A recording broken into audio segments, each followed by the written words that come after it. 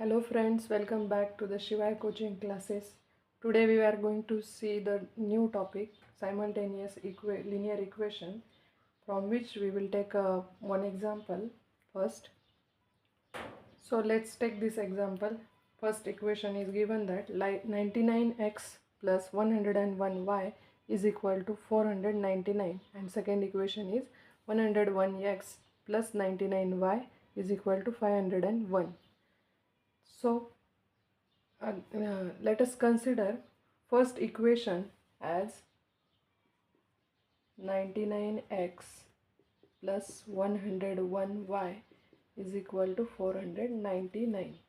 याला आपण equation number 1 consider करणार आहोत.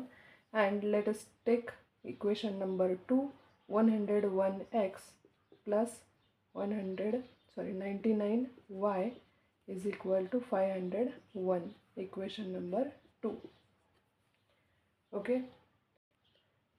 दिलेल्या समीकरणामध्ये आपण जर व्यवस्थित ऑब्झर्वेशन केलं तर आपल्या लक्षात येतं आहे की एक्स आणि वायचे कोइफिशियंट्स इंटरचेंज झालेले आहेत. पहा, एक्सचा कोइफिशियंट फर्स्ट इक्वेशनमध्ये 99 आहे आणि सेकंड इक्वेशनमध्ये वायचा कोइफिशियंट 99 आहे.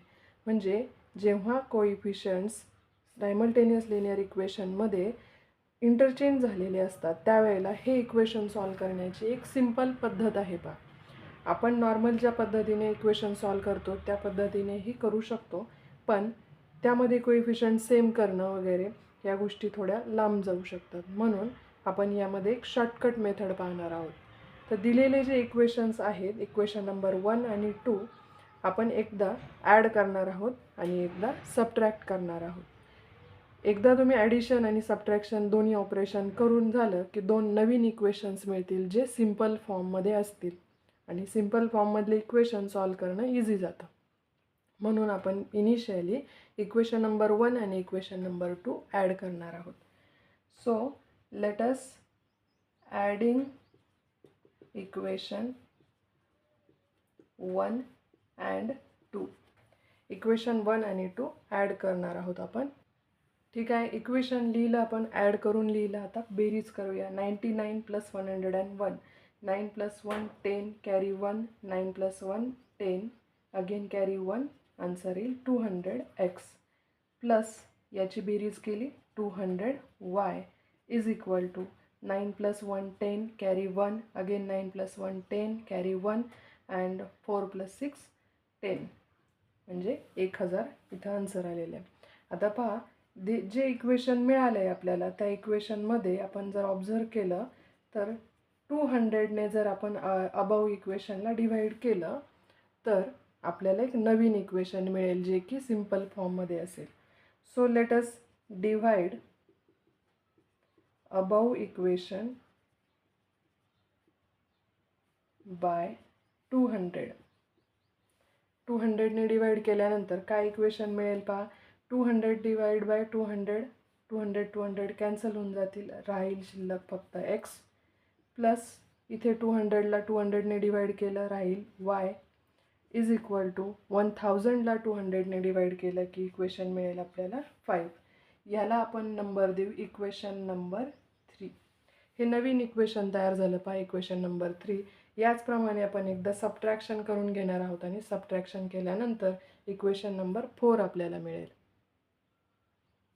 सो आता सबट्रॅक्शन करताना आपण एक काळजी इथे घ्यायची. पहा, ज्या वेळेला आपण दोन इक्वेशन सबट्रॅक्ट करतो त्यावेळेला सेकंड जे इक्वेशन लिहिलेलं असतं आपण त्याची जे पहिले चिन्ह असतात ते सगळे उलटे करून घ्यायचे असतात. म्हणजे प्लस असेल तर मायनस आणि मायनस असेल तर प्लस करून घेणं गरजेचं असतं. पहा, आता पहा, हे मायनस साईन मी वरती ह्या दोन इक्वेशनमध्ये मायनस करण्यासाठी वापरलेलं आहे. 101चं जे 101चं जे साईन आहे ते इनिशियली प्लस आहे, आता चेंज केल्यानंतर ते मायनस होईल. त्यानंतर 99चं साईन प्लस आहे दिसतं आहे आपल्याला, त्याचं पण मायनस होईल आणि 501 इथे साईन नाही आहे म्हणजेच प्लस, म्हणजेच त्याचं मायनस होऊन जाईल. पहा, आता सबट्रॅक्शन करूया आपण. 99 मायनस 101 अपोजिट साईन्स आहेत. पहा, आता इक्वेशन सॉल्व करताना आपण नवीन जे चिन्ह बदलले त्यांचाच फक्त विचार करूया, पूर्वीच्या चिन्हांना विसरून जायचं आहे.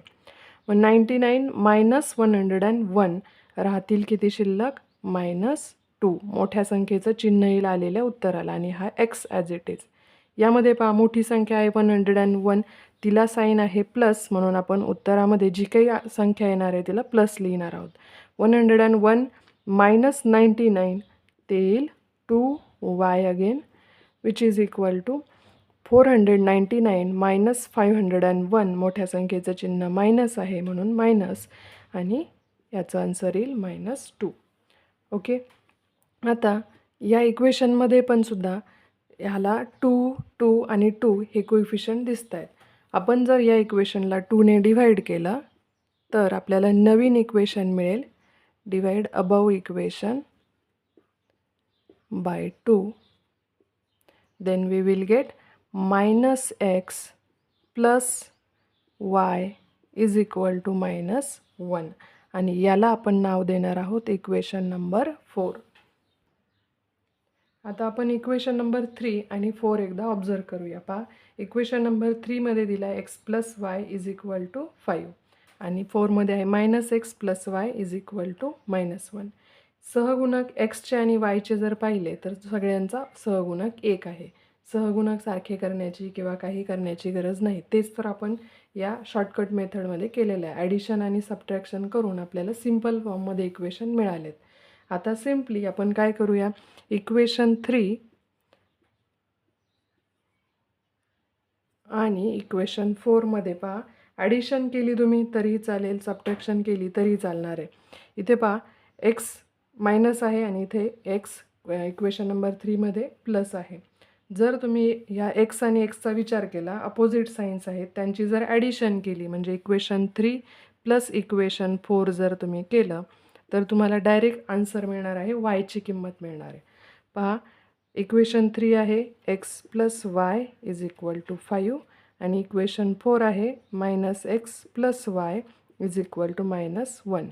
यांची आपल्याला ॲडिशन करायची आहे. ॲडिशन केल्यानंतर काय उत्तर येईल पहा, x आणि -x हे जातील, y प्लस वाय हे राहील 2y which is equal to 5 - 1 4. Therefore y is equal to 4 divide by 2. हा 2 इथं yला मल्टिप्लिकेशनमध्ये आहे, पलीकडे गेला की तो 4ला डिव्हिजनमध्ये जाईल, म्हणजे आन्सर येईल तुमचा y is equal to 2. Okay.